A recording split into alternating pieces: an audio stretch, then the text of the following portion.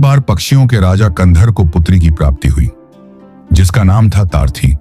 तारथी कोई साधारण पक्षी कन्या नहीं थी, वह पूर्व जन्म में एक दिव्य अप्सरा वपु थी।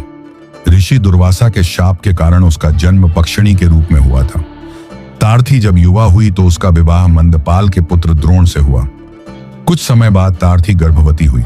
जब उसका गर्भ 3.5 माह का था, संयोगवश उड़ती हुई तारथी पहुंच गई कुरुक्षेत्र की रणभूमि में, जहां अर्जुन और भगदत्त में भीषण युद्ध चल रहा था। चारों ओर तीरों की बौछार हो रही थी और तभी अर्जुन का एक तीखा बाण सीधा तारथी के पेट में आ लगा और चांद जैसे 4 अंडे धरती पर गिरे, लेकिन वे फूटे नहीं।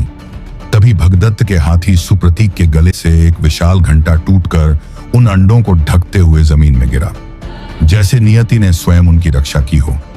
कुछ समय बाद जब महाभारत का युद्ध समाप्त हो गया, उस रणभूमि से महर्षि शमीक गुजर रहे थे।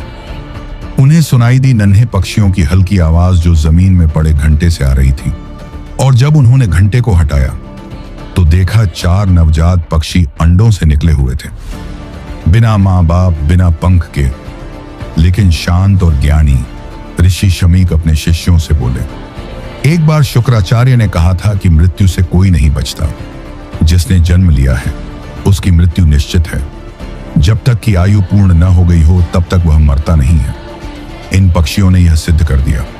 मुनि ने अपने शिष्यों से कहा, इन्हें आश्रम ले चलो जहां कोई हिंसक जीव इन्हें छू भी न सके, क्योंकि संरक्षण चाहे नियति करे पर पुरुषार्थ हमारा धर्म है।